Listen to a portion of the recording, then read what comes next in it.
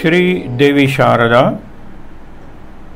श्री देव गणेश, प्रभु श्री रामचंद्र, भगवान श्री गोपाल कृष्ण, श्री महारुद्र हनुमान, महर्षि श्री वेदव्यास, श्रीमद आद्य शंकराचार्य, सद्गुरु श्री ब्रह्मचैतन्य महाराज या सर्वांच्या प्रेरणेनं आणि तुम्हा सर्व मंडळींच्या आशीर्वादानं आज कार्तिक वद्य अष्टमी, शुद्ध अष्टमी दुर्गाष्टमी देवीची आणि वद्य अष्टमी कालाष्टमी काळाची किंवा काळभैरवाची आपण मागे बघितली होती. पण आज कालभैरव जयंती आहे.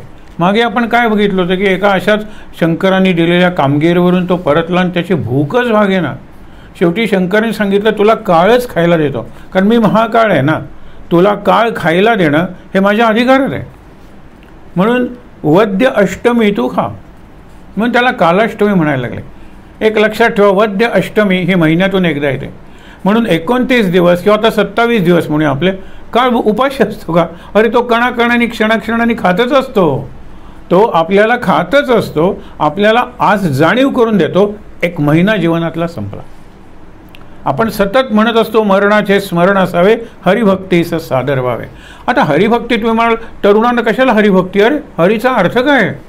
माझं स्वातंत्र्य आहे ना, ते मला मिळवायचं आहे, त्यासाठी पारतंत्र्य हरण करायला पाहिजे. ती जी शक्ती आहे भगतसिंगाची वगैरे शक्ती, ती हरिभक्तीच होती की. हरी म्हणजे काय, हर म्हणजे काय? अरे आपण म्हणतो ना की सगळ्या हर हर में राम, एक प्रत्येकात राम आहे, कणाकणात आहे. मग नाही कुठे? लहान मुलांची हरिभक्ती प्रल्हाद वगैरे त्यात असेल, तरुणांची हरिभक्ती वैज्ञानिक संशोधन, क्रीडा, कला या सगळ्यांच्यात असेल. जर एखादा भाविक असेल, भक्त असेल, तर त्याची हरिभक्ती पांडुरंग वगैरे सारख्या दैवाची भक्ती करण्यात असेल. आणि अगदी वृद्धांची भक्ती निवृत्त झाल्यानंतर, मनानं निवृत्त झाल्यानंतर ती तर ध्यानधारणेत वगैरे सुद्धा असेल. मग त्यांना हरीचं चित्रही लागणार नाही, हरीचं चरित्रही त्यांना लागणार नाही, पुराण वगैरे.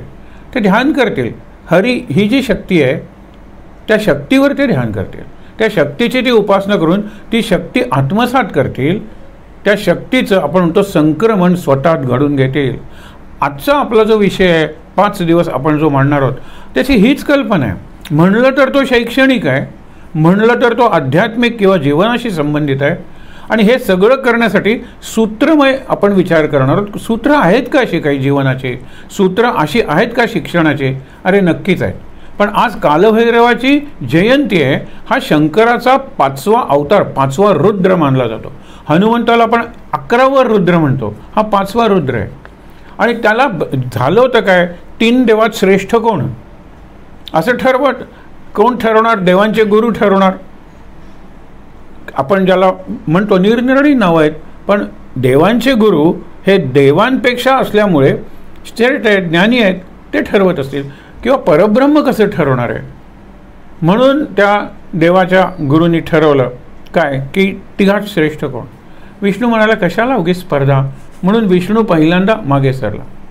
शंकराला वाटलं होतं मीच सर्वश्रेष्ठ, माझीच भक्ती आधीपासून सुरू झालेली आहे, मी आदिदेव आहे, महादेव परमदेव आहे. ब्रह्मदेव कसाच मागे घेईना. शेवटी शंकरांनी कालभैरव निर्माण केला. काळा कुत्रा हे त्याचं वाहन. आणि ज्याला जाऊन सांगितलं ब्रह्मदेवाला 5 मुख आहेत ना, 1 मुख, आणि ते नखाने असं काढल्यामुळे असे काय कालभैरवाची शक्ती असेल. म्हणून कपाल म्हणजे डोकं, कवटी. म्हणून उग्रपंथीयांना सुद्धा हा भैरव जवळचा आहे. कपाली, कापाली आपण म्हणतो ना, म्हणजे नराशी कवटी, ज्यातून ते मद्यप्राशन केलं जातं, ज्यातून हृदय रक्तप्राशन केलं जातं. 5 मकारांची उपासना आहे ती. ही अतिशय रामकृष्ण परमहंसांनी ही केलेली आहे, लक्षात ठेवा. ही अघोर उपासना आहे, तांत्रिक उपासना आहे. म्हणजे कधी कधी ह्याचं जर आणखीन वाईट स्वरूप असेल, तामस ही जर उपासना असेल, तर ती ब्लॅक मॅजिक, चेटूक विद्या अशाकडे सुद्धा झुकते. काळभैरव आहे, त्याने एक आणलं, ब्रह्मदेवाला 4च मुखं उरली, हे 5वं मुख काढून आणलं. आजचा तो दिवस म्हणजे काळापासून ब्रह्मदेवही सुटलेला नाही आहे, काळापासून विष्णूही सुटलेला नाही आहे. आणि काळापासून ज्याला आपण शंकर देव म्हणतो, दैवत मानतो, त्याची मूर्ती, त्याची पत्नी, त्याची मुलं, असं पुराण त्याचा ऐकतो, रचतो, आरती वगैरे करतो. त्यालाही काळ ग्रासणार आहे. म्हणून महाकाळेश्वर आपण म्हणतो उज्जैनला आहे, तो महाकाळाचा ईश्वर आहे. तुम्हाला त्याची मूर्ती कशाला, एक खूण दिली तर चालेल ना. त्या खुणेला संस्कृतमध्ये लिंग हा शब्द आहे. कशाचं लिंग आहे? ज्योतिर्लिंग, प्रकाशाचं लिंग, म्हणून ती 12 ज्योतिर्लिंग. मला सांगायचं आहे काय, महापरम परा शक्तीच्या बाबतीत हे शब्द आले ना की तिथे मूर्ती उरत नाही. आपण जीवनाचा विचार करतो, जीवनाची मूर्ती करायची असेल तर काय करावं लागेल? सगळ्या घटना आणि त्या ऐतिहासिक काळापासून किंवा या क्षणाला या जगात घडणाऱ्या घटना. जग म्हणजे जीवन आहे का? चंद्र आणि सूर्यांना आपल्या जीवनात स्थान नाही आहे का? सांगा बरं. म्हणजे चंद्र सूर्य मानवाच्या जीवनाचा घटक झाले. आता आपण निरनिराळ्या ठिकाणी संशोधनाला सुरुवात केली आहे. आपला भारताचा सुद्धा एक उपग्रह काही वर्षातच अगदी नजीकच्या भविष्यकाळात सूर्याच्या दिशेने जाणार आहे, सूर्याचा अभ्यास करायला. त्या अभ्यासातून जे घडतं ना, लक्षात ठेवा, त्याचा आपल्या जीवनावर परिणाम होतो. तुम्हाला एक सांगतो की पहिल्यांदा जे सूट बनवले, स्पेस सूट, आणि ते घातले, कारण त्याचं वजन जर असेल चिलखतासारखं, तर ते वजन घेऊन तुम्ही लाखो किलोमीटर जाणार, म्हणजे किती फ्युएल ते वजन व्हायलाच लागेल. म्हणून आणखीन हलके, आणखीन हलके, आणखीन हलके, कापसासारखे, कापसापेक्षा हलके. मग स्काय बॅग्स ज्या तयार झाल्या की आता मूलसुद्धा ते घेऊन जातं स्वतःची, ते उघडतं, त्याच्यात स्काय म्हणजे ती गादीसुद्धा होते. झीप उघडली, झीप लावली, इथपर्यंत ते पांघरूणही झालं, ते अंथरूणही झालं, सगळं झालं. ते इतकं हलकं बनून ते त्यातून केलेलं संशोधन आहे. म्हणून आपण जे जे काही करतो त्याचा जीवनावर परिणाम होतो. कुणाच्या जीवनावर जास्त परिणाम होईल, कुणाच्या जीवनावर कमी परिणाम होईल, हे लक्षात ठेवा. म्हणून जीवन, शिक्षण आणि सूत्र, म्हणजे जीवन शिक्षणाची सूत्र किंवा जीवन शिक्षण म्हणजे एज्युकेशन फॉर लाईफ. जीवन चांगलं म्हणजे काय, आनंदात घालवायचं, एक चांगला माणूस बनायचं, माणुसकी असलेला, दुसऱ्यासाठी जगणारा आणि दुसऱ्यासाठी मरणारा माणूस म्हणजे मी बनेन, त्याच्यासाठी शिक्षण. मग त्या शिक्षणाची सूत्र काय, असा विषय आहे. या विषयाचे 3 पैलू आहेत, त्रिवेणी संगम आहे तो. जीवन म्हणजे सतत वाहणारे जीवन, आपण पाणी म्हणतो, ती गंगा आहे. काय वाहत असतं? कर्म, कृती, कार्य, क्रिया सतत वाहत असतं. म्हणून जीवन ही कर्मगंगा किंवा जीवनगंगा, कर्माची जीवनगंगा. नंतर आपण आनंदात राहिलं पाहिजे, सौंदर्याचं रसग्रहण केलं पाहिजे, आपल्या भावनांचा म्हणतो ना परिपोष म्हणजे नरिशिंग, पोषण केलं पाहिजे भावनांचं, भावनांची अभिव्यक्ती म्हणजे व्यक्त झाल्या पाहिजेत भावना. हा सगळं आपल्यातलं प्रेम आहे, ही सगळी आपल्यातली भक्ती आहे. ही यमुना आहे, यमुना ही भक्तीची नदी आहे. कारण यमुनेच्या काठी रास क्रीडा, रास लीला, कृष्णाचं चरित्र लहानपणाचं यमुनेच्या काठी झालेलं आहे. आणि त्यामुळे काय, यमुना ही भक्तीची, भावभक्तीची. आणि उरली ज्ञानाची सूत्र म्हणजे ज्ञान. आता भक्ती सूत्र ती सुद्धा ज्ञानाची सूत्र आहेत. कारण कर्म, भक्ती आणि ज्ञान हे स्वतंत्र नाहीच आहे, एकाच गोष्टीचे 3 पैलू आहेत. आपण फक्त उदाहरण बघून पुढे जाऊया, कारण ही चांगली संधी आपल्याला रिव्हिजन करण्याची. आणि रिव्हिजन केव्हा करतोय आपण म्हणतो ना on the eve of the new year. तुम्ही म्हणाल न्यू इयरची ईव्ह 31 डिसेंबर, अरे कॅलेंडर ठरवलं आहे. मी जर स्वतःला बदलायचं ठरवलं आहे तर आधीपासून थोडी सुरुवात नको का करायला?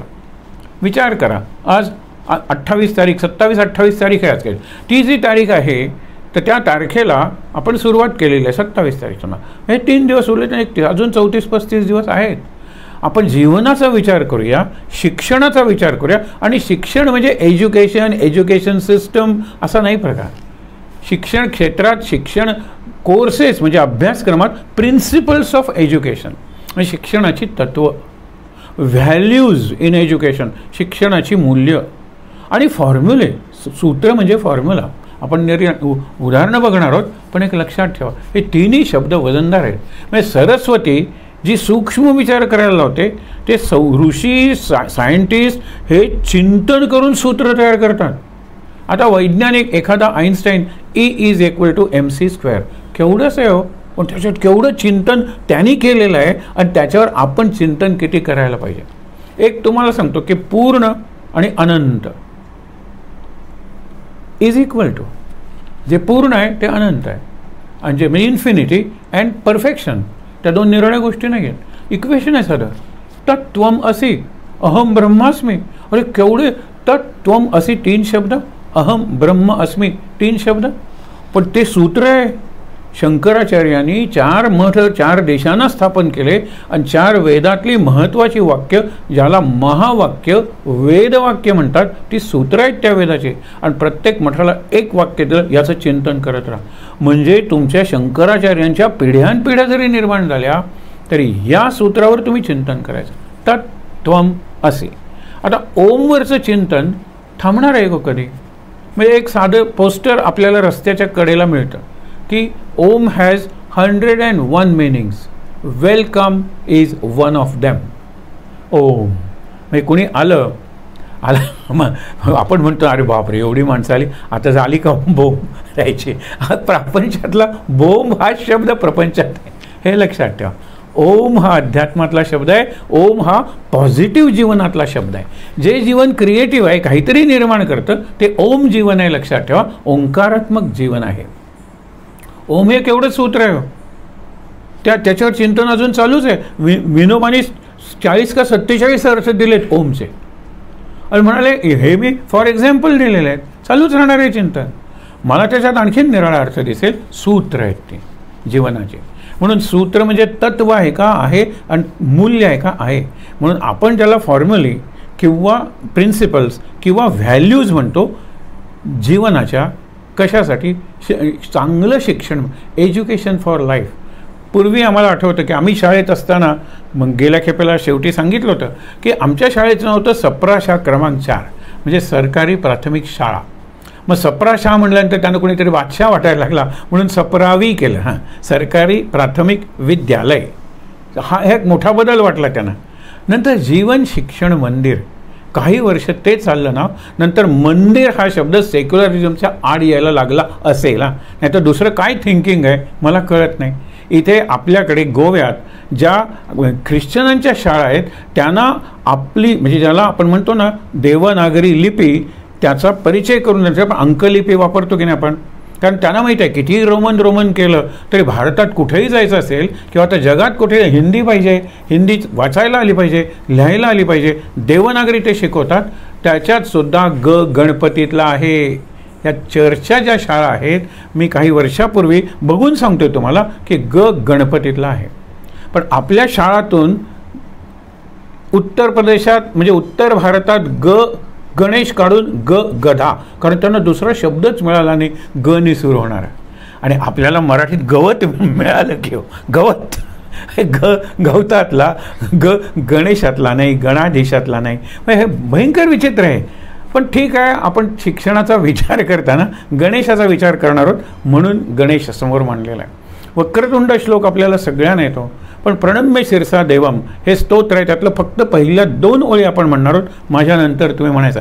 गणेशाकडे तुम्ही बघत म्हणल्यात तरी चालेल, सगळ्यांना येतात, पण माझ्यानंतर म्हणा. प्रणम्य शिरसा देवम गौरीपुत्रं विनायकं भक्तावासं स्मरे नित्यं आयुः कामार्थ सिद्धये. नंतर गणपतीची 12 नावं आहेत. मग विद्यार्थी लभते विद्याम, आम्ही ज्याला हे पाहिजे, रूप पाहिजे, कला पाहिजे, हे सगळं नंतर शेवटची फलश्रुती आहे. पण इथे आयुः कामार्थ हे जीवन आहे. इथे गणपती ठेवलाय आणि जीवनाचं प्रतीक म्हणून आपण विठ्ठल रखुमाई ठेवले. अहो, लाखो लोक जे जातात तेव्हा तर ते त्यांचं जीवन म्हणजे प्रतीक आहे. पांडुरंग हा आमचा आपला पांडुरंग, आम्हाला काही ते बाकीचं तत्त्वज्ञान कळत नाही. हा विठ्ठल रखुमाई आम्हाला पुरतं. म्हणून एक सामान्य माणसाचा, एक सामान्य जीवनाचं प्रतिनिधी म्हणून आपण इथे विठ्ठल रखुमाई ठेवलेले आहेत. विचार करायचा आहे, सूत्र त्याच्यासाठी शारदा आहे, विचार. आणि म्हणून गणेश आपला आहे सगळा विद्यांचाच तो कला आहे. आयुः कामार्थ सिद्ध आहे. इथे फक्त आयुष्य पाहिजे का तर नाही, आयुष्य आरोग्य पाहिजे का, हो, पण आयुष्य आणि आरोग्य मिळाले पण कोणासाठी काही करत नाही, फक्त तेच शिकतो, तेच काम करतो, नवीन कला नाही, नवीन कौशल्य नाही. कसलं आयुष्य आहे ते, आणि कसल्या आयुष्याची कामना करता. पहिल्यांदा प्रणम्य शिरसा देवम, मी नमस्कार करतो. हा देव मूर्तीतला असेल किंवा नुसता एक अमूर्त असेल. पण गौरीपुत्रम विनायकम, हा मूर्ती झाला की नाही. गौरी म्हणजे पार्वती, पार्वतीचा पुत्र हा विनायक. पण भक्तावासम, सगळ्या भक्तांच्यात तू राहतोस आणि तुझ्यात सगळे भक्त राहतात. भक्तांच्यात सगळा राहतो, म्हणजे भक्ताच्या रूपाने तो मूर्त आहे, पण प्रत्यक्षात गणपती कुठे हो?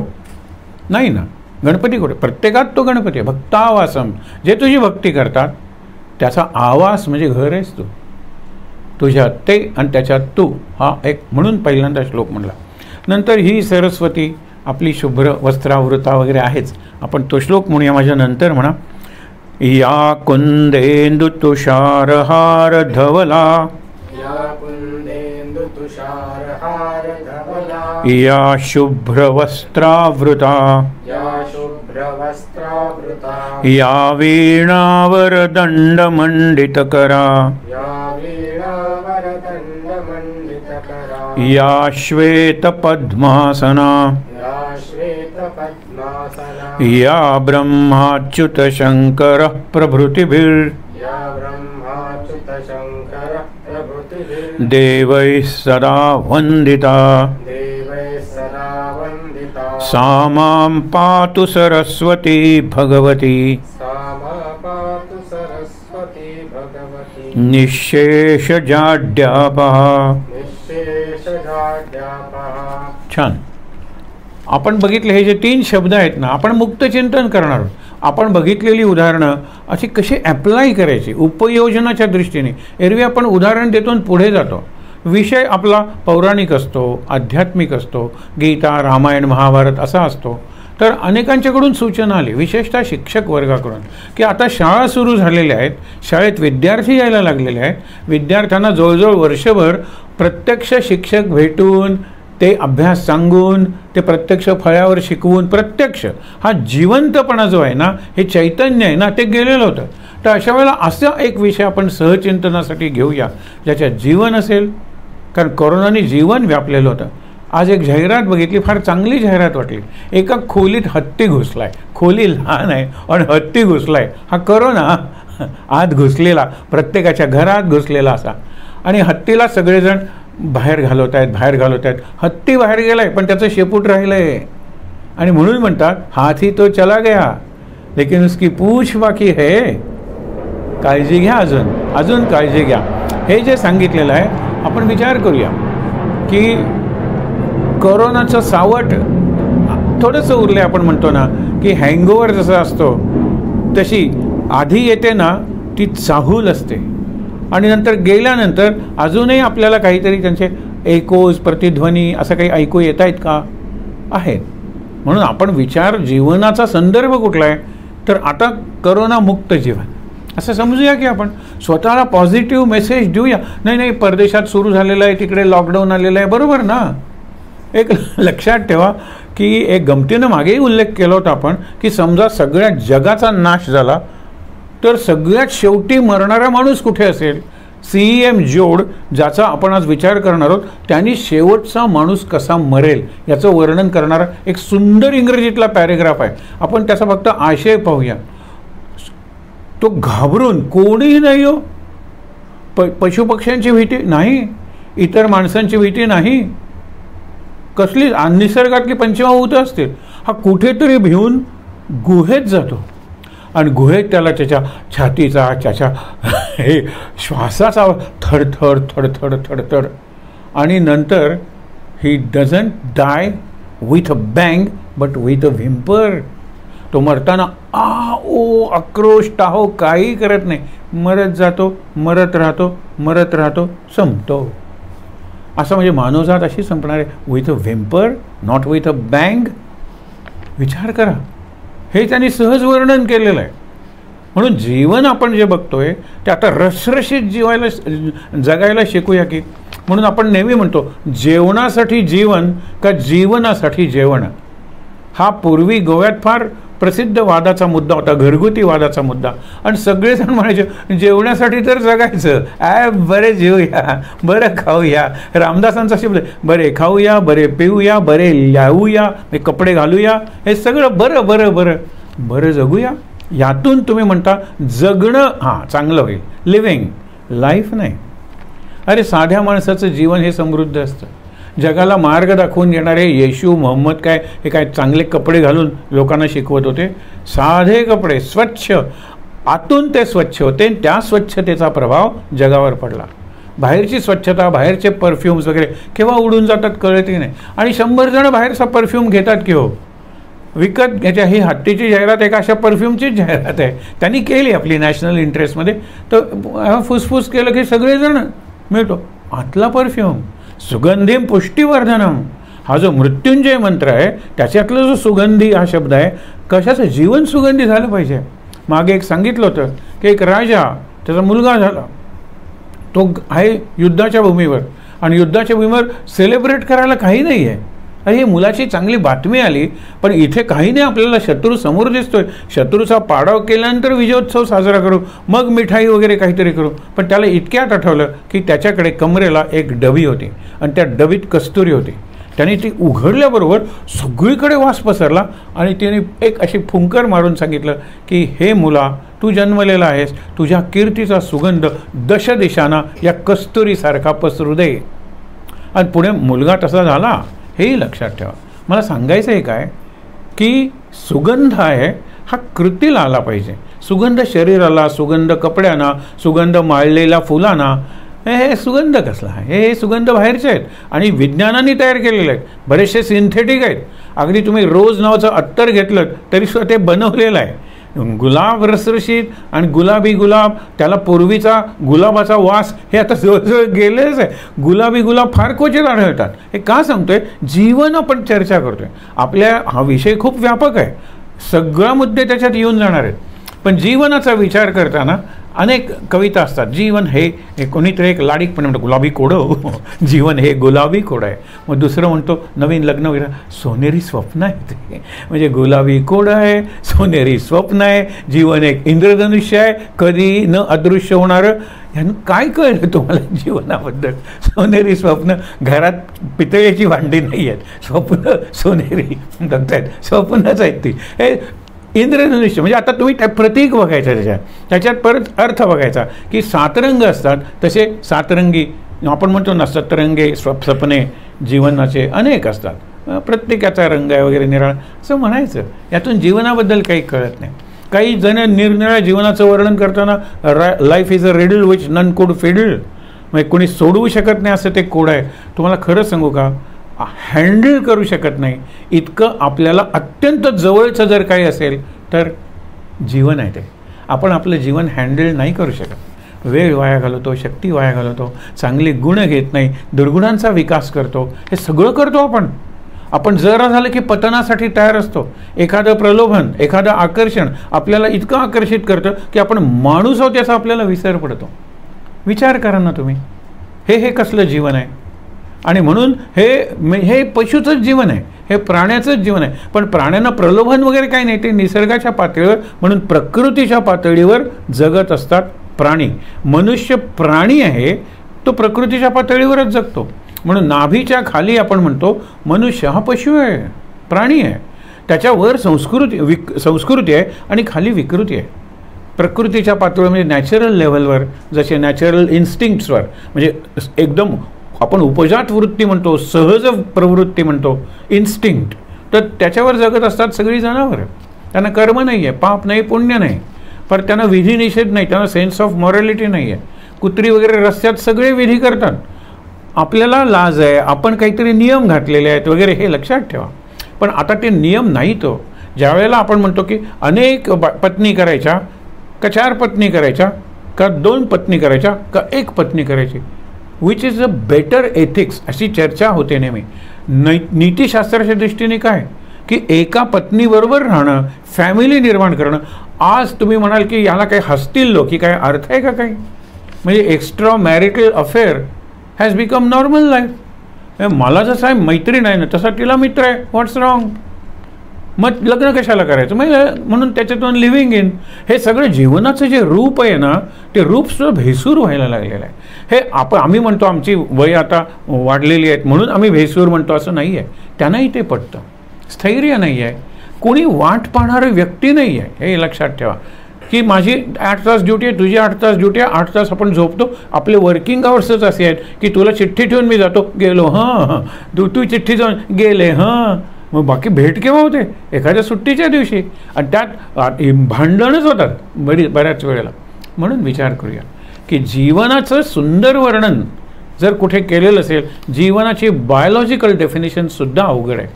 तर जीवन म्हणजे काय कळणं, हे संतांचे ग्रंथ आहेत ना, ते आपल्याला जीवन समजून देतात. आपण नेहमी म्हणतो ना, जीवन त्यांना कळले हो. किती सुंदर कविता आहे बाकीबाबांची. ती संत कविताच आहे, ती संत काव्यच आहे. मी पण ज्यांचे सहज म्हणतात ना, फळापरी पक्व फळापरी सहजपणाने गळले हो, जीवन त्यांना कळले हो पक्व फळ. म्हणजे काकडी, मी का म्हणतो काकडी, उर्वारुकमेव फल आपण म्हणतो. ह्याच्यात मंत्र जो आत्ता म्हणला ना आपण, की जो मृत्युंजय मंत्र आहे त्याच्यात उर्वारुक म्हणजे काकडी एका अर्थाने. सगळे ते आधार संपल्यानंतर देठ उरतो कदाचित ह्याला आणि ती खाली गळून पडते. मग त्यातून नवीन बीज निर्माण होते. सहजपणाने गळले हो काय, मी पण पक्व झालं पाहिजे. संतांचं मी पण पक्व झालं ना की सगळं जग त्या मीपणात येतं. मग अहंकार उरला कुठे? सगळं विश्व जर माझ्या अहममध्ये आलं आणि माझा अहम जर विश्वात गेला, तोच तर विषय आपण परवा बघितला ना, विश्वरूप दर्शन. सगळ्यांच्यात मी आहे, माझ्यात सगळे आहेत. माझा अहम विश्वरूप झालेला आहे आणि विश्व माझ्या अहममध्ये एकत्रित झालेला आहे. तो अहम उरत नाही. संतांचा अहम विकसित होत होत विशाल होत होत सगळा विश्वव्यापी होतो. विश्वाला सुद्धा ते कोंदण घालतात, गवसणी घालतात किंवा आलिंगन देतात. तेने कोंडिले अनंता. बघा, हा जो विचार आहे विश्वाचा, विश्वाचे विचार करणारे कितीतरी विचारवंत होऊन गेले. आत्ता ज्या जोडचा उल्लेख केला तो आपल्या गीतेतही तो विचार आहे. त्यांनी सांगितलं की rationality, morality, sense of morality आणि सेन्स ऑफ ब्युटी हा माणूस आहे. आपले पूर्वीचे ऋषी सांगून गेलेले आहेत, आहार निद्रा भय मैथुनंच सामान्यमेतत् पशुभिर नराणाम. सगळे पशु पक्षी आणि माणसं यांना समान आहेत आहार, निद्रा, भय आणि मैथुन म्हणजे स्त्री पुरुष नरमादी संयोग. लक्षात ठेवा, हे सगळ्यांना कायम आहेत. मग माणूस इतर प्राण्यांपेक्षा निराळा कसा ठरतो, कशामुळे ठरतो किंवा कसा ठरला आहे आत्तापर्यंत? धर्मोही येतात. धर्म, कर्तव्य, पाप पुण्य, योग्य अयोग्य, विवेक, हे सगळ्या गोष्टी माणसाकडे आहेत ज्या जनावरांच्याकडे नाही आहेत. त्यातून धर्म साकार होतो. धर्म म्हणजे हिंदू धर्म वगैरे समजू नका. धर्म म्हणजे तत्व, धर्म म्हणजे सूत्र, धर्म म्हणजे मूल्य, धर्म म्हणजे या सगळ्यातून निघालेली कर्तव्य, set of duties, set of controls. माझा धर्म मला सांगत नाही तसं. आपण बघितलं होतं ना, वाहत जाणारा विंचू पक्षाच्या चोचीतून पडलेला आणि तो जातोय म्हणल्यानंतर ह्यांना दया आली रामकृष्णानं आणि त्यांनी उचलला आणि टाकायला लागली की त्यांनी नांगी मारली. परत त्यांनी हात झिंझिणला त्यांचा, टाकला. असं 2-3 तास झाल्यानंतर शेवटी त्यांनी घेतला आणि टाकला आणि तो काठावर निघून गेला. त्यावेळेला विवेकानंदांनी विचारलं त्यांना की हे मूर्खपणा नाही का? ते म्हणाले नाही, विंचू त्याच्या धर्मानं वागला, मी माझ्या धर्मानं वागलो. अहिंसा परमो धर्म हे त्या विंचवाला कुठे माहीत आहे? आणि विंचवाचा काय मी शत्रू म्हणून त्यांनी मला नांगी मारली नाही. त्यांनी स्वसंरक्षणासाठी, आणि स्वसंरक्षण हा जिवंत असण्यासाठी धर्म आहे. जिवंत असण्यासाठी. जगणं, तगणं हे 2 शब्द आहेत. आपण जगायचं आणि तगायचं का? आपल्याला जीवन असलं पाहिजे. म्हणून मागे बघितलं होतं की जीवन असलेला लाईफ एकमेव प्राणी माणूस आहे आणि त्याला जीवन आहे म्हणून त्याला सूत्र, तत्व आणि मूल्य आहे, म्हणून त्याला संस्कृती आहे आणि म्हणून त्यांनी इतकी सुधारणा घडवलेली आहे. आपल्या आधी लाखो कोट्यवधी वर्षापूर्वी पाखरं आली, घरटी बांधायला लागली, पण ती घरटी अजून तशीच आहेत. आपण काय दरवर्षी आर्किटेक्ट मागच्यापेक्षा नवीन डिझाईन बनवतो. आता आकाशातली घरं, चंद्रावरची घरं, आपण समुद्रातली घरं आपण करणार आहोत सगळं, कारण आपल्याला बुद्धी दिलेली आहे. आता बुद्धीचा उपयोग केवळ प्रतिसृष्टी निर्माण करण्यासाठी करायचा का? सृष्टीवर विजय मिळवण्यासाठी करायचा का? का सृष्टीचा भोग घेण्यासाठी, सृष्टीला दासी म्हणण्यासाठी करायचा का? ह्याच्यावर जीवनाची प्रत किंवा दर्जा अवलंबून आहे. वीरभोग्या वसुंधरा आपण बघितलेलं आहे. कुणाचं तत्व आहे? हे तत्व आहे दुर्योधनाचं. पण वसुधैव कुटुंबकम हे तत्व आहे युधिष्ठिराचं. दोन्ही दृष्टी आहेत, दोन्ही सूत्रच आहेत की जीवनाचे.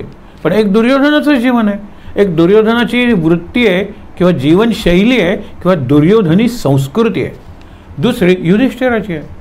युधिष्ठिरांनी द्यूत खेळ, अरे काय आपण विषय कुठला असतो आपला, आपण किती व्यापकपणे बघत असतो. अरे ते द्यूत खेळून राज्य हरून सुद्धा शेवटी धर्मराज्य स्थापन झालं ते हस्तिनापूरलाच झालं. आता वादाचा विषय नसतो, ज्या वेळेला उदाहरणं दिली जातात ना ती तो एक मुद्दा असतो तेवढा स्पष्ट करण्यासाठी उदाहरणं दिलेली असतात, बाकीचा काही नाही. आपण मागे बघितलं होतं ना की कावळा कोळशासारखा काळा असतो, जाळता येतो का कावळा, याला काय अर्थ आहे. चांदणं पिठासारखं पडलं होतं, करता येतात का चांदण्याच्या भाकरी, काही अर्थच नाही. चंद्राचा डफ फडफडला, तुझे नि माझे अपुरे मिलन जीवन तयाने तडफडला. काय फडफडला चंद्राचा डफ, तू काय शाहीर आहेस का. तू म्हणतो चंद्र कुणाला रुपयासारखा दिसतो, कुणाला भाकरीसारखा, 3 दिवस खायला मिळाले नाही त्याला चंद्र हा काय सुंदर भाकरी आहे, त्याला वाटतं ना. एखाद्या हुशार मुलाला गणितातल्या चंद्र म्हणजे आपल्याला गणितात मिळालेले मार्क्स तर नाहीत ना 100 0, कुणाला त्याच्यात पूर्ण दिसेल, पूज्य दिसेल. अरे एकच आहे तो चंद्र. ही जी निरनिराळी आहेत ना त्याच्यात शिक्षण दडलेलं आहे. शिक्षण ओपन एंडेड पाहिजे, डायव्हर्जंट थिंकिंग पाहिजे, क्लोज्ड थिंकिंग 2+=2=4. पणजी ही राजधानी गोव्याची, प्रश्न विचारा ना मुलांना. अरे राजधानी म्हणजे काय, अरे मोठी असली पाहिजे लोकसंख्येने. मडगाव बाकीचे शहर मी उदाहरण तुम्हाला देतोय, आपण नावं विसरूया. अरे या शहराला ज्याला तुम्ही राजधानी म्हणता पणजीला, हे रेल्वे स्टेशन कुठे नाही आहे. इथे बोटे येतात त्यासुद्धा जरा दूर, आणि इथे विमानतळ कुठे नाही आहे. वास्कोला सगळं आहे, वास्कोला रेल्वे आहे, वास्कोला बोट आहे, वास्कोला विमानतळ आहे, वास्कोला बसेस आहेत, वास्कोला टेलिकम्युनिकेशन आहे. व्हाय नॉट वास्को. अरे मडगाव बिझनेस सेंटर आहे, पणजीपेक्षा चांगलं कमर्शियल सेंटर आहे. अरे म्हापसा कल्चरल सेंटर आहे. बघा ना, मग पणजी का, कारण जी सूत्र हलवली जातात, जसा मेंदू हा केवढा आहे. माणसाच्या हाता एवढं हृदय असेल तर, म्हणजे मुठी एवढं हृदय असेल तर त्याच्यापेक्षा जरा मोठा मेंदू आहे. 2 कानांच्या मधली वस्तू, आणि त्याच्यावर आज संशोधन चालू आहे, कारण त्याच्याबद्दल सगळ्यात कमी माहिती आहे. पण हा सगळा प्रभाव माणसाच्या 2 कानांच्या मध्ये म्हणजे कवटीच्या मध्ये मेंदू नावाचं एक आहे. लिबलिबीत वगैरे काय त्याची वर्णनं बघा तुम्ही विज्ञानाच्या पुस्तकात, केवढा त्यांनी प्रभाव आणि पराक्रम केलेला आहे, चांगला आणि वाईट दोन्ही. म्हणून आपण जीवन शिक्षण कशासाठी, चांगल्या जीवनासाठी. सत्यम शिवम सुंदरम यावर आधारलेल्या किंवा याचा ध्यास घेतलेल्या जीवनासाठी. सत्य म्हणजे डोकं आहे लक्षात ठेवा, शिव म्हणजे हात आहे, आणि हृदय म्हणजे सुंदरम प्रेम आहे, सौंदर्यवृत्ती आहे. म्हणून शेवटी 3 आलेच की. मग त्याच्यात ध्यान करण्यासाठी आपण सूत्र निवडलेले आहे. म्हणून जीवनाचा विचार करायचा झाला तर खूप विचार करता येईल जीवनाबद्दल. मुख्य म्हणजे काय, जीवन आहे, शिक्षण आहे. शिक्षण काय, जगायचं कसं ते शिकवतं, ती सूत्र आहेत. आपण उदाहरणार्थ मागे वाक्य बघितलं होतं की मला 2 पैसे मिळाले तर 1 पैशाची भाकरी घेईन, ब्रेड घेईन, आणि 1 पैशाचं फूल घेईन. ब्रेड मला जगवेल, आणि कसं जगायचं हे कोण शिकवेल, फूल शिकवेल. म्हणजे शेवटपर्यंत मी सुगंध देत राहतो, कोमेजोपर्यंत मी सौंदर्य देत राहतो. दुसऱ्यासाठी माझं जीवन आहे. माझं जीवन अत्यंत क्षणिक किंवा अत्यंत शॉर्ट लिव्ड, कमी कालावधीचं जीवन आहे हे मला माहीत आहे. आणि पुढे मातीत पडून काही वेळ मातीला सुगंध आणि नंतर सुगंधित माती, हे जीवना शिकायचं आहे फुलाकडून. म्हणून 1 पैशाचं मी फूल घेईन, हे सूत्र शिक्षणाचं आहे. 2 पैसे मिळाल्यावर तू काय करशील. तुम्हाला मागे आपण एक गोष्ट बघितली होती, फार सुंदर गोष्ट आहे की एक वडील आहे, त्याला 3 मुलं आहेत, आणि 3 मुलं आहेत, त्याच्यात मोठा आहे, मधला आहे, धाकटा आहे. त्याला आपला व्यवसाय सोपवायचा आहे. प्रॉपर्टीची डिव्हिजन करता येईल, पण व्यवसाय कोणावर सोपवायचा, त्याच्या दृष्टिकोनातून धाकटा मुलगा आहे ना तो जास्त व्यवहारी आहे, तो जास्त हुशार आहे, थंड डोक्याने विचार करणार आहे आणि विचार करून निर्णय घेणार आहे. पण मोठा म्हणेल मी का नाही, मधला म्हणेल मला का. म्हणून तो शेवटी एक त्यांना सांगतो की मी तुम्हाला 1 आणा देतो, ही जुनी गोष्ट आहे म्हणून स्वस्त आहे, 1 आणा मी तुम्हाला देतो, आणि या एका आण्यात एक खोली आपल्या वाड्याची निवडून घ्या आणि ती खोली भरून टाकायची. एक जण विचार करतो की एका आण्यात मला काय मिळणार आहे, हे फुकट गवत मला मिळणार आहे, हो की नाही. तो कुणाचंही न कळत मजुराला 1 आण्याची मजुरी दिवस आहे, सगळं गवतानी खोली इतकी गच्च भरतो की दार उघडणं सुद्धा अवघड जातं, आणि दाराला कुलूप घालून ठेवलं.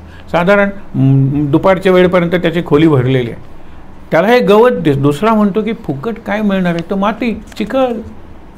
तो सुद्धा 1 आणे मजुरी देतो आणि चिखलाने आपली खोली भरून ठेवतो आणि बाहेरून कडी लावतो. धाकट्याला ते विचारतात, तू काही करणार नाहीस का? तो म्हणतो मी विचार करतोय. तर काय विचारच करत राहा, वडिलांनी संध्याकाळची वेळ दिलेली आहे, तो त्याचा विचार पक्का झालेला आहे. तो बाजारात जातो, 1 पैशाची पणती आणतो, 1 पैशाचं तेल आणतो, 1 पैशाचा कापूस आणून त्याची वाट बनवतो आणि काय करतो, 1 पैशाची काड्यापेटी आणून दिवा, आणि तो दिवा खोलीच्या मध्यभागी ठेवतो. सगळी खोली प्रकाशानं भरून झाली.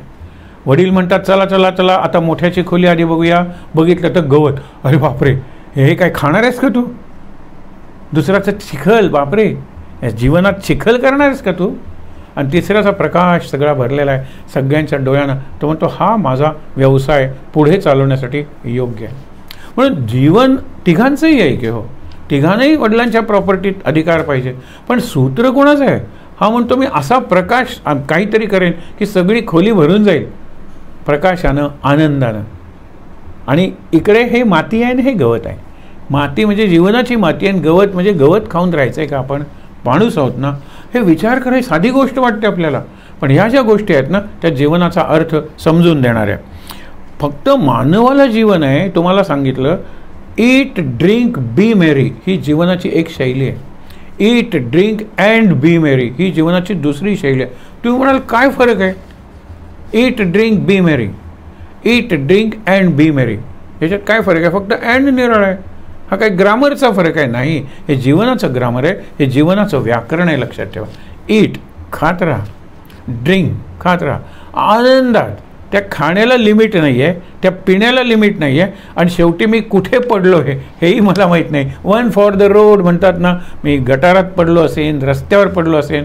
हे ईट बरोबर आहे, ड्रिंक बरोबर आहे, हे बी मेरी, ह्याला तुम्ही आनंद उपभोगा म्हणतात. तर ईट ड्रिंक अँड बी मेरी. तुमचं उद्दिष्ट काय जीवनाचं? बी मेरी, आनंदात राहायचं आहे. मग तितकंच खा, तितकंच प्या. हे खाऊ नका, ते पिऊ नका असं नाही, पण इतक्या प्रमाणात खा की आनंदाचा उपभोग घेता येईल, आनंद स्वतःला उपभोगता येईल आणि दुसऱ्याला देता येईल. अँड महत्त्वाचं आहे. ही जीवनशैली आहे. जीवनाचा असा विचार आपण करणार आहोत. हे जर सगळं बघितलं तर लक्षात ठेवेल की ज्या वेळेला आपण मानवाच्या जीवनाचा विचार करतो, आपल्या जीवनाचा विचार करतो, आजच्या जीवनाचा विचार करतो, करोना नावाचं जे महासंकट आलं होतं त्यातून आपण आता बाहेर पडतो आहे. म्हणून ते आलेलं संकट, त्या संकटाच्या काळ आणि आता संकटातून बाहेर पडायला लागलेलं हळूहळू जीवन बदललेलं आहे. हो, जीवनाचे आपल्या म्हणतात ना ॲक्शन्स, रिॲक्शन्स आणि इंटरॅक्शन, हे क्रिया, प्रक्रिया आणि आंतरक्रिया बदललेल्या आहेत. ज्यावेळेला लॉकडाऊनमध्ये घरात होतो त्यावेळेला आपण निरनिराळ्या प्रकारच्या गोष्टी करत होतो, गप्पा गोष्टी करत होतो. आणि जुना काळ, मधला काळ, आत्ताचा काळ, पुढच्या काळाचा कधी जनरली विचार करत नव्हता. एक साधा प्रसंग बघा तुम्ही, हे घडत होते लॉकडाऊनच्या पहिल्या काळात. मुलगी आहे, तिचा जन्म कलकत्त्याला झालेला आहे, तिचं नाव चिरंतना ठेवलेलं आहे. म्हणजे बंगालमध्ये अशी चित्तरंजन वगैरे नाव असतात, चिरंतना. पण नंतर वडिलांची बदली झालेली असते, पुढे घरी आणतात आणि तिला चिंटी म्हणतात. चिरंतना, चिंटी, काही हरकत नाही. आजोबांच्याकडे असते. आजोबांच्या आग्रहावरून 1ली ते 4थी म्हणजे 4थीपर्यंत शिक्षण मातृभाषेतून घ्यायचं, मराठीतून शिकते. वाचायला शिकलं मोर ना, त्याला हे वाचू का ते वाचू असं होऊन जातं. सगळं वाचतं आणि ते वाचताना गोष्ट वाचते. त्या गोष्टीत एक वाक्य येतं की बाळाला आणि आईला त्याच्या पाहिला आजी माझघरात गेली. आजोबा, माझघर म्हणजे काय? तिथे वडील बसलेले आहेत वर्तमानपत्र वाचत. आणि वर्तमानपत्र वाचताना कुणाचा मूड चांगला राहतो मला माहीत नाही. जरी भारताने जिंकली, मागच्या पानावर बातमी असेल, तरी इकडे हा ह्या पक्षात, तो त्या पक्षात, ही फुटाफूट, हा अपघात, तो बलात्कार, काय काय कोण वाचते? म्हणजे ते वाचतायत आणि ही विचारते माझघर म्हणजे काय? सगळी घरं माझघरं झालेली आहेत. वडील सांगतात, तिला काहीच कळत नाही. आणि बाबा रागवून का बोलले? ते म्हणाले असू दे, त्यांचं मन आता ठिकाणावर नाही आहे, ते पेपर वाचतायत. आपण काय करूया, आपण देवघरात जाऊया, मी तुला माझघर म्हणजे काय ते सांगतो.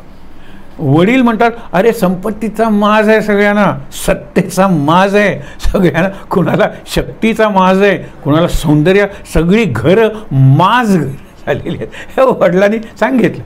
याला सिनिसिझम म्हणतात. आहे, कशातच काही अर्थ नाही आहे. आजोबा देवघरात का घेऊन येत आहे? माझघर म्हणजे काय आहे? आजोबांनी जाता जाता एक पुस्तक घेतलं. त्या पुस्तकात जीवन कालचं, आजचं आणि उद्याचं असं शीर्षक होतं, सचित्र होतं.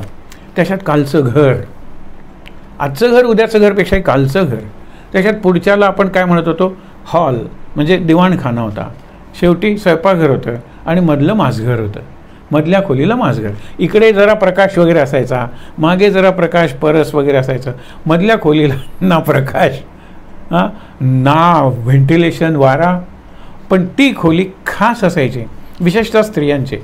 कारण का, संयुक्त कुटुंब होती, जॉईंट फॅमिलीज, म्हणून दरवर्षाला कुणाचा ना कुणाचा तरी पाळणा हलायचा, म्हणून त्या खोलीत कायम पाळणा बांधून ठेवलेला. नंतर बाज असायची. बाज म्हणजे अशी कॉट की ज्याला पट्ट्याची कापडाचे पट्टे किंवा काथ्या म्हणतो ना आपण, सूम त्याची केलेली असते आणि तिला कायम झोळ आलेला असतो, कायम झोळ आलेली कॉट, त्याच्यामध्ये कायम एक घमेलं ठेवलेलं, पाटली आपण म्हणतो ती, मग त्याच्यात ऊद धूप सगळा वास आणि तेल रगडायचं त्या बाळंत झालेल्या बाईला आणि त्या मुलाला. आणि त्याच्यासाठी मग त्या खोलीत प्रवेश कोणाला, आजीला निश्चितच, कारण आजीचं मार्गदर्शन पाहिजे, आईला नक्की, बाळाच्या आईला तर जास्तच प्रवेश पाहिजे. काम करणारी जी मोलकरीण असते की जी तेल लावते, त्याला नंतर आंघोळ घालते, आंघोळ घातल्यानंतर त्याला स्वच्छ वगैरे करते, आता झोपू दे त्याला म्हणते, अनुभवी असते. जन्म येण्याला सुद्धा सुई नसते त्यावेळेला, कुठे मॅटर्निटी हॉस्पिटल आणि कुठे तिथेच सगळ्यांचे जन्म, ती सुईण यायची, त्याला मिडवाईफ म्हणतात का ते माहीत नाही, पण मिडवाईफ म्हणजे ट्रेंड नव्हती ती, अनुभव समृद्ध होती, अनुभवाने. विचार करूया आपण, त्याला परवानगी होती, म्हणून तर घरातले काकी होती त्यावेळेला, घरात वहिनी असायची, असेल तर मावशी, या सगळ्यांना जणू काही पुरुषांना मज्जा होता, जायचं त्या खोलीतून, जायचं, दिसायचं काही नाही, वास संमिश्र, कशाचा वास, उदाचा आहे, धुपाचा आहे, तेलाचा आहे, आणि नाही म्हटलं तरी काहीच नाही. हे माजघर पण लक्षात ठेवा संस्कारांचं घर आहे होते. तिथे मुलगा पहिल्यांदा काका मम्मा, पहिल्यांदा काऊ चिऊ, पहिल्यांदा गाणी, आणि म्हणलेल्या मदर्स नी is the only university in the world. जगातली सगळ्यात मोठी विद्यापीठ किंवा विश्वविद्यालय कुठलं असेल तर आईची मांडी किंवा आईची कुशी. नी म्हणलेलं आहे त्याला, कारण मांडी गुडघ्यावर घालून आंघोळ घालतात ना लहान मुलाला, हे सगळं आहे ना. मदर्स नी is the only university in the world. खरंच आहे, हे सगळ्याचं ते घर आहे. आज ते गेलेलं आहे, आज आपल्या जीवनाचा भाग बनलेला नाही आहे. आजची जीवनशैली कशी झालेली आहे तुम्हाला गंमत सांगतो. आजची जीवनशैली पहिल्यांदा काय झाली, फ्लॅट झाली. कुठला नवीन फ्लॅट घेतला आहे, फ्लॅट झाली, तर ब्लॉक झाली, ब्लॉक घेतलेला आहे चांगला, त्याच्यानंतर अपार्ट झाली एकमेकापासून, आणि आता नवीन घर घेतलं. केवढं आहे सांगायला, पूर्वी त्याला खण वगैरे असे निर्णय, किती खोल्या आहेत म्हणा, आता 2 BHK 3 BHK, म्हणजे bedroom, hall, kitchen. Hall comes afterwards, kitchen afterwards. त्याला अभ्यासिका, स्टडी असेल नसेल, स्टोअर रूम असेल नसेल, देवघर कुठेतरी सोय असेल काय. आता मोठी जरी घरं झाली तरी त्याच्यात बेडरूमचं टर्म 2 बेडरूम, आणि मुलगा नाही का झाला 3 बेडरूम, आता मुलगी झालेली आहे तिला नको का स्वतंत्र. बेडरूमचा हिशेब आपण केव्हा करायला लागलो. हे बदललेलं जीवन आहे. ज्या घरात आपण राहतो, जे घर आपल्या जीवनाचा महत्त्वाचा भाग असतं, त्या घराची अशी परिस्थिती झाली, flat, block, apartment and BHK. अशा ज्या मल्टी स्टोरीड बिल्डिंग्स असतात ना, स्काय स्क्रेपर्स ज्याला म्हणतात, गगनचुंबी, लांबून बघा त्या कशा दिसतात. त्याला 2 शब्द आहेत आणि इतके खरं आहे ते, पिजन होल्स म्हणजे कबुतरासाठी बांधलेली घर, कबूतरखाने म्हणायला हरकत नाही. किंवा दुसरं आहे अर्बन मॅच बॉक्सेस.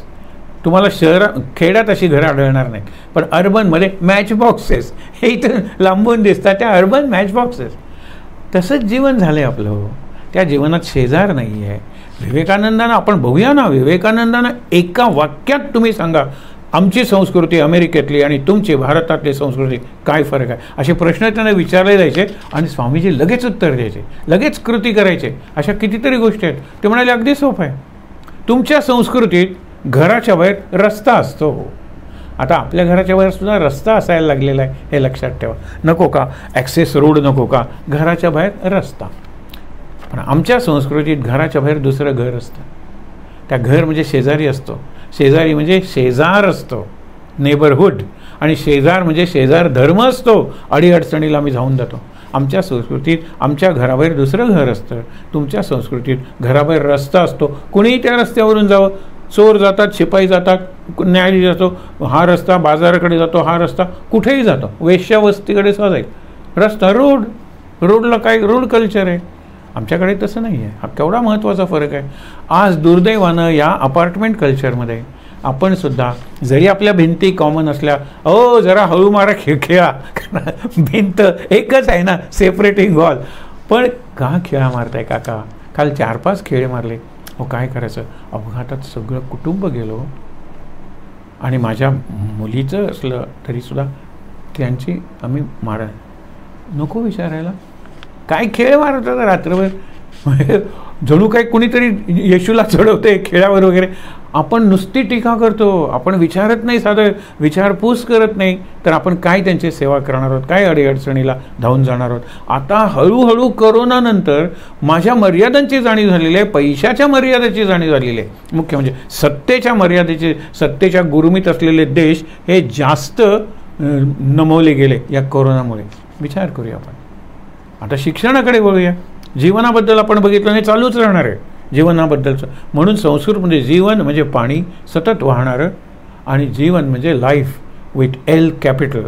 खूप अर्थ आहे या गोष्टीला. लिव्हिंग, आपण म्हणतो स्टँडर्ड ऑफ लिव्हिंग सुधारलं. अरे 1 कोटीची लॉटरी मिळाली की तू घर नवीन घेशील, गाडी नवीन घेशील, एका आठवड्यात तुझं लिव्हिंग बदललं की स्टँडर्ड ऑफ लिव्हिंग. आज असंच झालं आहे की अनेक समाजातल्या अनेक लोकांचं स्टँडर्ड ऑफ लिव्हिंग एकदम वाढलं. हे इकॉनॉमिकली चांगली गोष्ट आहे.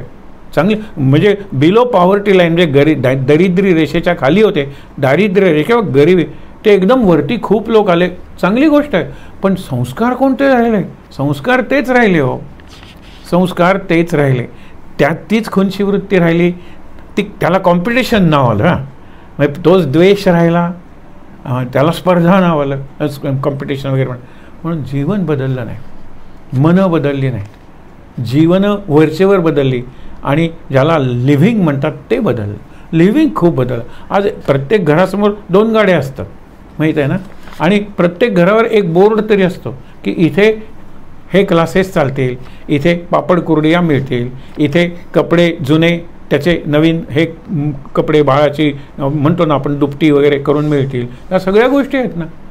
तुम्ही मुद्दामून जा शहर, प्रत्येक घरावर एक तरी बोर्ड असला पाहिजे, आणि नसेल ना तर त्यांनी लावलेला नाही आहे. पण इथे नर्स राहते, इंजेक्शन्स वगैरे, फर्स्ट एड वगैरे होईल, किंवा असतात बोर्ड असतात प्रत्येक घरात. ही बदललेली जीवनशैली आहे. म्हणून लक्षात घेऊया. आता आपण पुढचा शब्द घेऊया, जीवन शिक्षण. शिक्षणाबद्दल आपण शिक्षणाचं शास्त्र बघत नाही आहोत. शिक्षण हे लहान मुलांचं आपल्याला बघितलं पाहिजे, त्या दृष्टिकोनातून विचार करतो. पण तरुणांनी शिक्षणातून स्वतःचं जीवन घडवलं पाहिजे. तरुणांच्या ओठावरची गाणी सांगा, मी त्या तरुणांचं भविष्य सांगतो. ज्या वेळेला क्रांती कदम कदम बढायच्या किंवा मेरा रंग दे बसंती चोला ही गाणी होती, त्यावेळेला त्यांचं जीवन त्यागावर आधारलेलं आहे.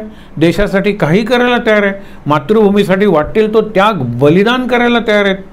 ज्यावेळेला फक्त प्रणयगीतं आली, डोळ्यात वाच माझ्या तू गीत भावनांचे, माझी होशील का, माझा होशील, अशी गाणी होती. त्यावेळेला कुठेतरी एक रोमॅन्टिक अशी तरुण पिढी निर्माण झाली, आणि मग ते लिटरेचरमध्ये दिसत होतं. परंतु आज गाणी कुठली आहेत? गाणी आज बऱ्याच जणांच्या तोंडावर गाणी परदेशी आहेत. म्हणजे अगदी तुम्ही बघा की एखादी खेड्यातली मुलगी 6 महिने जर कॉलेजमध्ये आली 11वी-12वीला, तर तिला ती गाणी आवडायला लागतात. काय कळतं वगैरे मला माहीत नाही, पण तुम्ही बघा नवीन गाडी घेतलेली आहे, आणि साधा तो वडील त्याचे अजूनही पिऊन आहेत, पण त्याने गाडी घेतली, त्याला गाणी लावायला लागली, तर कुठेतरी इंग्लिश पॉप सॉंग्स. मला सांगायचं, गाणं सगळीच चांगली आहेत, संगीत सगळं चांगलं आहे. इथे हे संगीत चांगलं आणि ते संगीत चांगलं नाही. पण एखादं देशभक्तीचं गाणं, देवभक्तीचं गाणं, निसर्गभक्तीचं गाणं, आणि अशी गाणी ओठावर आहेत, जो निसर्गाची गाणी म्हणतो ना, बालकवींच्या कविता, वर्ड्सवर्थच्या कविता, तो कसा निसर्गाचा विध्वंस करेल सांगावर. कॉन्क्वेस्ट ऑफ नेचर नावाचं जे एक सूत्र अमेरिकेतून किंवा पाश्चिमात्य देशातून आलं, निसर्गावर विजय, हे विश्वामित्र आहेत. हे विश्वाला अमित्र म्हणजे शत्रू आहेत ते विश्वाचे. Conquest of nature. आणि मग त्यांना कळलं की धरणं बांधा, भूकंप व्हायला लागले. हे प्रयोग, अणुशक्तीचे प्रयोग करा, आणि निरनिराळ्या पद्धतीने जमीन इकडे फुटायला लागली, तिकडे फुटायला लागली, वातावरणात बदल झाले, सगळा पावसाचं चक्र, ऋतूंचं चक्र बदललं. आज हा महत्त्वाचा प्रश्न झालेला आहे, वाटते पृथ्वीची आता निसर्गस्नेही जीवनशैली हे किती उशीर आहे. आपण आपले ऋषी सांगतात ना की केवळ ऋषींचीच वाणी, ज्ञानेश्वरांची वाणी आहे पसायदानातली, भूता परस्परे पडो मैत्र जीवाचे, हे लक्षात ठेवा. म्हणून शिक्षणाबद्दल बदलायचं असेल तर आपण स्वतःचं शिक्षण जरी करायचं असेल तरी शिक्षण हे बाहेरून आत नाही आहे. शिक्षण is not injection, it is ducere. म्हणजे आउट, ड्युसेअर म्हणजे व्यक्त होणे, व्यक्त करणे, व्यक्त करायला मदत करणे किंवा लीड. आपली प्रार्थना काय शिक्षणाची? असतो मा सद्गमय, हे सद्गुरू मला असत्याकडून सत्याकडे न्या. तमसो मा ज्योतिर्गमय आणि मृत्योर मा अमृतंगमय, मग जिवंतपणीच मला अमृत अवस्थेत ठेवा. अमृतमश्नुते, हे लक्षात ठेवा. मृत्यून तीर्थवा अमृतमश्नुते, हे मृत्यू येणारच आहे, त्याच्या आधी जीवनमुक्त मी होतो ना, त्याच्यासाठी सूत्र आपण बघणार आहोत. जीवनात आनंद, जीवनात शांती, जीवनात समाधान आणि मुख्य म्हणजे जीवनात तृप्ती आणि जीवनातच मुक्ती. मेल्यानंतरची मुक्ती कोणाला पाहिजे? म्हणून शिक्षणाचा विचार यासाठी, एज्युकेशन फॉर लाईफ म्हणजे काय तर हे आहे. लक्षात ठेवा, आपली जीवनात शिक्षणाची जी कल्पना आहे ना त्याच्या बरोबर विरुद्ध मी तुम्हाला 3-4 वाक्य सांगतो, फार महत्त्वाची वाक्य आहेत. गांधीजींची शिक्षणाची कल्पना लोकांनी मांडलेली आहे. It is drawing out from the child और मॅन, मोठं शिक्षण असेल, drawing out from the child the best in body, mind and spirit. म्हणजे त्याच्या शरीरातलं, अरे तो नृत्य सुंदर करत असेल, त्याचं शरीर लवचिक असेल तर ते बेस्ट त्याच्यातून काढा ना, ते शिक्षण आहे. Body, mind and spirit. Spirit म्हणजे आत्मा.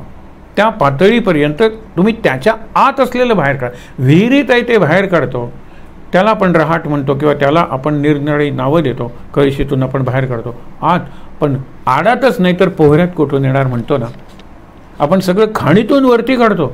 असं वरती आहे ते व्यक्त करायचं. म्हणून त्याला विवेकानंदांचं फार सुंदर आहे. ते काय म्हणतात की there is potential divinity in every child और every human being. Potential divinity म्हणजे आत असलेली सुप्त, गुप्त म्हणा पण लुप्त नाही. आपण आता डिव्हिनिटी नाही अशा पद्धतीने वागतो मुलांची आणि मुलांना वागवतो. शाळेत काय, घरात काय, मुलं म्हणजे काय कचरा आहेत काय? बालादपी सुभाषितम ग्राह्यम असं सांगायचं, पण किती कटकट करतोय, किती प्रश्न विचारतोय, गप्प बस ना, हे सतत म्हणायचं. एखाद्या वेळेला ठीक आहे तुम्ही ध्यान करताय आणि बडबड चालू आहे त्यावेळेला, पण नेहमी त्याला गप्प बसवायचं.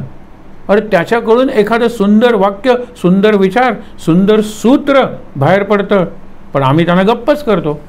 म्हणून विचारलं पाहिजे की पोटेन्शियल डिव्हिनिटी और डिव्हाइन डिव्हिनिटी आहे ती पोटेन्शियल आहे, त्याचं मॅनिफेस्ट ती व्यक्त करायला पाहिजे. Education is unfoldment not bombardment, हा त्यांचाच विचार आहे. बाहेरून काय बॉम्ब टाकता, केमिस्ट्रीचा शिक्षक तो केमिस्ट्रीचा बॉम्ब टाकला गेला, फिजिक्सचा बॉम्ब टाकला गेला, हे बॉम्बार्डमेंट आहे का? म्हणून त्यांना शनिवार बरा वाटतो 4 पिरियड्स असतील तर, आणि रविवार बरा वाटतो. आज अनफोल्डमेंट. पण दुर्दैवाने अनफोल्ड व्हायचं म्हणजे काय, उमलायला पाहिजे. हे उशिरापर्यंत झोपूनच राहतात, काय उमलणार आहेत ते? आळसात तो रविवार घालवतात, कारण त्यांना नको वाटते ते बंबार्डमेंट. बंबार्डमेंट नाही आहे बाहेरून केलेली, अनफोल्डमेंट आहे. फूल आतून फुलतं, कळी आतून फुलते, हो ना, मोहरसुद्धा आतून येतो आणि बाळाला बाळसं आतून येतं, बाहेरून नाही. मग बाहेरून सोपं आहे ना, पॅड्स वगैरे लावून होतात ना, आपले व्हिलन्स असतात, एवढीशी छाती असते, पण ते वरून पॅड्स वगैरे बांधतात, असे चालतात वगैरे. सांगत नाही नावं, पण तुम्हालाही माहीत आहे की हे सगळं पॅडेड असते. ब्युटी त्यांची पॅडेड असते, त्यांचं सामर्थ्य काही खरं नसतं. आतून जर तुम्ही वाढलात तर त्याला सौष्ठव म्हणतात, बाहेरून जर केली तर त्याला लेप किंवा सूज म्हणतात. सूज, सौष्ठव महत्त्वाचं आहे. बॉडी बिल्डिंग, जरी माझा बिल्ट मसल दिसला तरी तो आतून मसल घडतो की नाही. आम्ही अगदी 6 वया दाखवतो. त्रिवळी आहे आमचे विष्णू, आता 6 पॅक ॲब्डोमेन, हां, त्या 6 वया दाखवायच्या, पण त्या वया बाहेरून आहे, वळकट्या नाही आहेत. आता गुंडाळीला वळकटी म्हणजे पूर्वी माझी गादी गुंडाळून मी ठेवली, त्याला वळकटी म्हणायचे. या काही वळकट्या नाहीत, या वया आहेत. अशा त्रिवली, अशा विष्णूच्या वगैरे सांगितलेल्या आहेत, तशा आतून आहेत. ते सगळी बॉडी बिल्डिंग, बॉडी डेव्हलपमेंट आणि गुण वगैरे तर सगळं आतून, संस्कृती आतून येते. सुधारणात ब्युटी पार्लरमधली ब्युटी ही बाहेरून आहे, बाहेरून बाहेर. आता काय सुंदर दिसते, अरे आत गेली तेव्हा कशा भुवया होत्या आणि आता कशा झाल्या. हो बघा तुम्ही, आत गेली तेव्हा रंग आता निरळीच होऊन गेले. सगळ्या हुस्नपरी अशा बनून येतात, पण ते सगळं बाहेरचं असतं आणि बाहेरच्यांच्यासाठी असतं. लक्षात ठेवा, आरशात जरी बघितलं तरी बाहेरचंच दिसतं, आतलं ह्याला आपण जीवन म्हणतो, शिक्षण म्हणतो. शिक्षण त्याच्यासाठी आहे. शिक्षणाची दुसरी कल्पना आहे, काय आहे की एक पहिली गोष्ट तो म्हणतो bringing about, leading from to, lead me from, आपण तो डार्कनेस टू लाईट, तमसोमा ज्योतिर्मय, lead me from to, leading out, e ducere, हे शिक्षणाचा अर्थ आहे. नंतर आता ड्रॉइंग आउट, ब्रिंगिंग अबाउट, याच्यात इन कुठे आलं आहे? इन कुठेच नाही आहे. शिक्षणाच्या व्याख्येत इन नाहीच आहे, आउट, बाहेर, आतून बाहेर. म्हणून त्यातल्या त्यात ॲक्सेप्टेड व्याख्या काय आहे? Bringing about desirable changes in the behaviour of a child. आता डिझायरेबल हा फार रिलेटिव्ह शब्द आहे. हिटलरच्या शिक्षणात डिझायरेबल चेंजेस निराळेच आहेत ना. हेट द ज्यूज हा डिझायरेबल चेंज आहे. म्हणून ज्यूंसाठी स्वतंत्र त्यांना पिवळी ही दिली होती कार्ड, आणि तुम्ही त्या हॉटेलमध्ये जायचं नाही, शाळेत स्वतंत्र बसायचं, तुमच्यासाठी भयंकर हाल केले. पण त्यांचे डिझायर, त्याची शिक्षण पद्धती तशी होती, रशियातली शिक्षण पद्धती. म्हणून डिझायरेबल चेंजेस ही एज्युकेशनची व्याख्या ठीक आहे, पण डिझायरेबलचा अर्थ कुठे आहे? माणसासाठी डिझायरेबल हे कॉमनच आहे. म्हणून सगळ्या धर्मांची सूत्र कॉमन असतात, हे लक्षात ठेवा.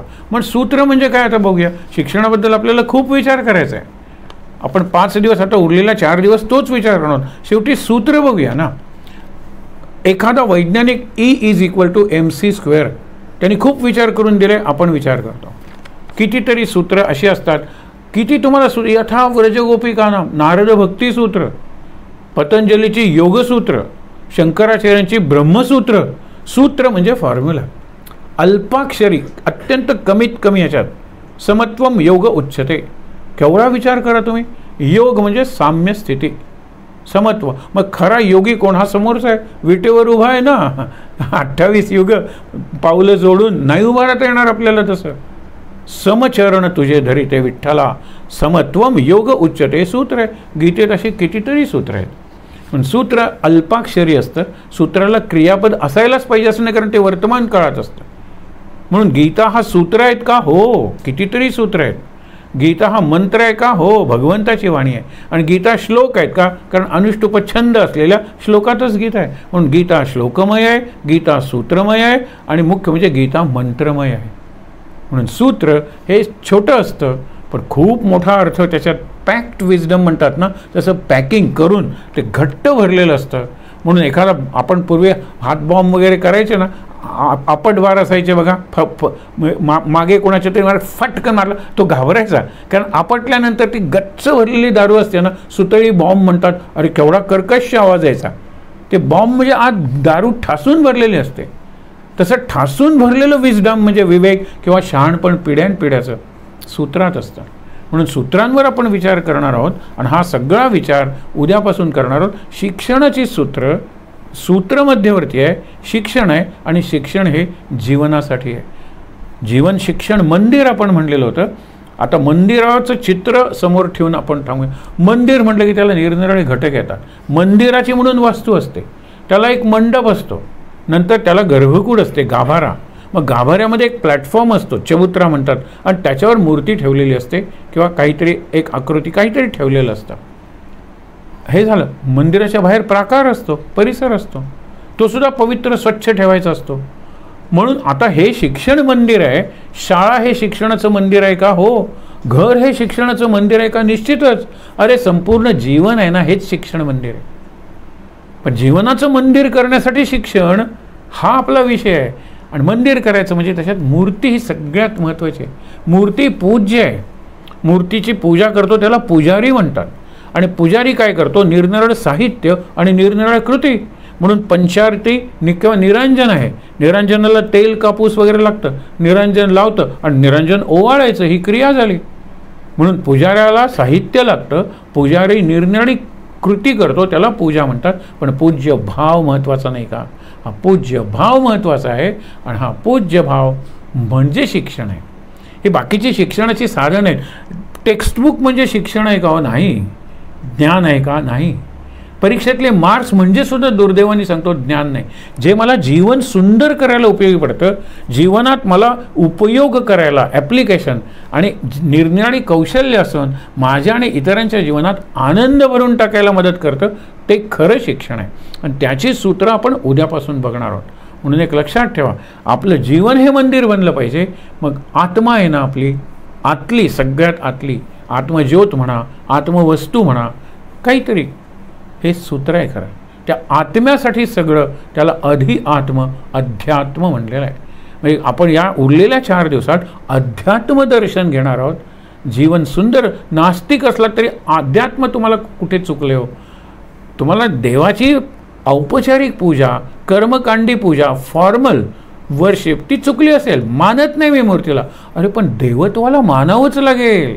समर्पित को समर्पण करना, आपण परवा बघितलं ना, देव, देवी, दैवी शक्ती हे सगळ्याचं नियंत्रण करणारी मानावीच लागेल. मग वैज्ञानिक मानतात, संत मानतात, त्याचं शिक्षण तज्ज्ञ मानतात, समाजसेवक मानतात. आणि ज्यांनी तुम्हाला सांगतो देव नको, धर्म नको म्हटलं, 60 वर्षात ते तत्त्वज्ञान फेकलं गेलं त्यांच्याच देशात, ज्याला आपण कम्युनिझम म्हणतो. कम्युनिझम ज्या वेळेला लाल रंग होता, क्रांतीतून जन्मला होता. एक शेवटी सांगतो, असे कम्युनिस्ट पहिल्यांदा डायहार्ड कम्युनिस्ट लागले. नंतर त्यांना कळलं हे काही खरं नाही आहे, इथे सुद्धा विषमता आहे. मग हळूहळू ते जे रेड कम्युनिस्ट होते ते पिंक कम्युनिस्ट, रोज कम्युनिस्ट नाही, पिंक कम्युनिस्ट बनले. आणि त्या अशा विचारवंतांनी पुस्तक लिहिलेलं आहे, द गॉड दॅट फेल्ड. मग त्यांनी एक स्वतःचं म्हणून देव केला होता, तो मॉडेल टिकणारं नाही आहे.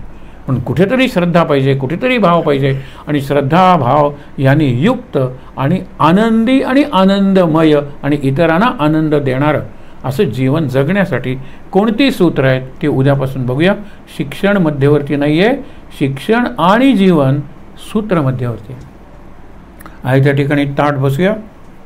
विषय आध्यात्मिकही आहे, जीवनविषयक म्हणजे आपल्या आजूबाजूला घडतं त्याचाही आहे. कारण जीवन म्हणजे जन्म आणि मृत्यू याच्यामधला काळ आहे का, तर हो. जगण्यासाठी शक्ती आहे का, हो. मग ती शरीराची शक्ती आहे, भावशक्ती आहे, विचारशक्ती आहे, क्रियाशक्ती आहे, सगळे शक्तीचे पैलू आहेत. पण निरनिराळ्या घडणाऱ्या घटनांची साखळी म्हणजे जीवन आहे का, तर नक्कीच आहे जीवन. जीवनाची गंगा करायची म्हणजे नदी करायची, सरिता का डबकं बनवायचं, चॉईस इज आवर्स. आपल्याला स्वातंत्र्य आहे, आपण कसं जीवन वाहतं ठेवायचं याचा विचार करणार आहोत. शांत मंत्र श्री रामाचाच म्हणूया काही वेळ माझ्यानंतर. श्रीराम जय राम जय जय राम, श्रीराम जय राम जय जय राम, श्रीराम जय राम जय जय राम, श्रीराम जय राम जय जय राम, श्रीराम जय राम जय जय राम, श्रीराम जय राम जय जय राम, श्रीराम जय राम जय जय राम, श्रीराम जय राम जय जय राम, श्रीराम जय राम जय जय राम, श्रीराम जय राम जय जय राम, श्रीराम जय राम जय जय राम, श्रीराम जय राम जय जय राम, श्रीराम जय राम जय जय राम, श्रीराम जय राम जय जय राम, जानकी जीवन स्मरण जय जय राम. शक्तिमंत्र याच्यात सूत्र दडलेली आहेत हा, विचार करूया आपण. सर्वमंगल मांगल्ये शिवे सर्वार्थ साधिके शरण्ये त्र्यंबके गौरी नारायणी नमोस्तुते. जय नारायणी नमोस्तुते. शांतिपाठ. ओम सहनावतु सहनौ भुनक्तु सह वीर्यं करवावहै तेजस्विनावधीतमस्तु मा विद्विषावहै. ओम शांति शांति शांति. 3दा दीर्घ श्वासोच्छ्वास.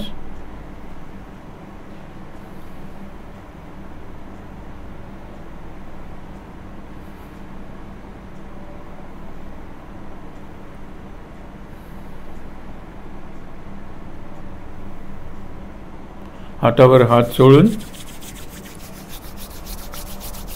चेहऱ्यावर डोळ्यांवर चोळूया.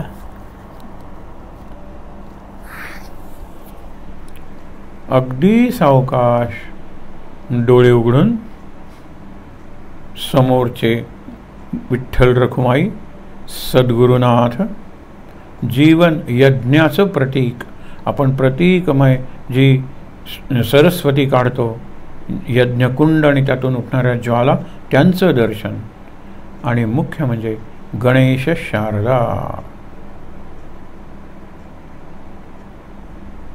शांत आनंद, महाराज महाराज महाराज.